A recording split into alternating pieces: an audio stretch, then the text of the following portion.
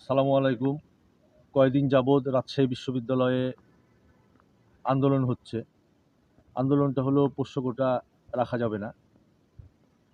তো বিশ্ববিদ্যালয়টা আসলে এই রাজশাহী বিশ্ববিদ্যালয় যত সাল থেকে প্রতিষ্ঠিত হয়েছে, তো আগে কিন্তু রাজশাহী বিশ্ববিদ্যালয়ের আশেপাশে এত মেসও ছিল না, বা রাজশাহী বিশ্ববিদ্যালয়ের ভিতরে এত হলও ছিল না। কিন্তু তখন সেই সময়কার রাজশাহী বিশ্ববিদ্যালয়ের ছাত্ররা স্থানীয়দের বাসায় মানে থেকে তাদের সন্তানদেরকে পড়িয়ে, এক কথায় যাকে বলে জায়গির, থেকে তারা পড়াশোনা করতো রাজশাহী বিশ্ববিদ্যালয়ে।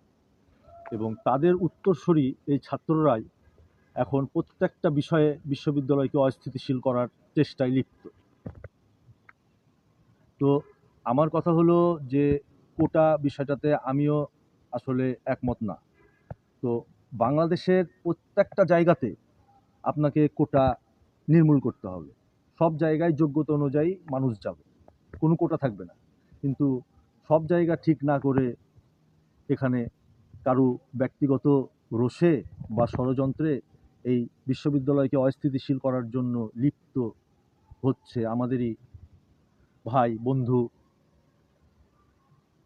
তো এই বিষয়ে আমার যেটা ব্যক্তিগত মতামত, সেটা হলো তারা বা যে কেউ যেভাবেই চলুক না কেন, আমার তাতে কোনো কিছু যায় আসে না। কিন্তু স্বচ্ছতার প্রশ্নে সব জায়গায় স্বচ্ছ থাকতে হবে, সব কিছু নিয়ে।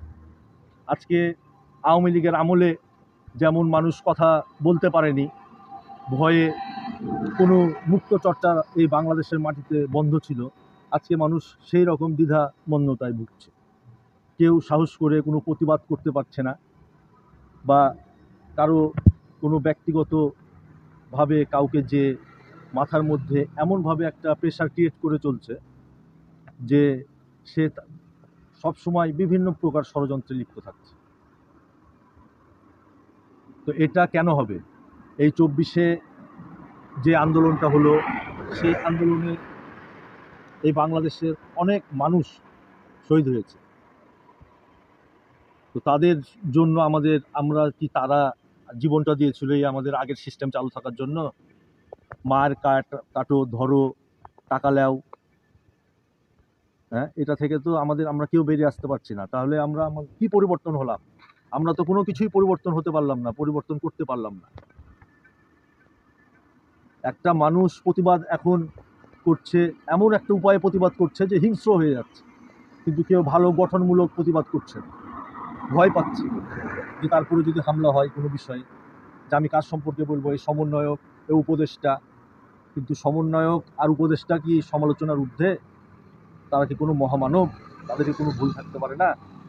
তো এই চিন্তাধারা থেকে আমরা যতদিন না বেরিয়ে আসতে পারবো, আর বাংলাদেশের উন্নতি কল্পে সর্বোপরি আমরা একে অন্যের পাশাপাশি থেকে কাউকে হিংসা না করে এগিয়ে যেতে পারবো, সব কিছু কম্প্রোমাইজের মধ্য দিয়েই একটা ভালো কিছু প্রত্যাশা করা যায়। ঠিক আছে, আসসালামু আলাইকুম।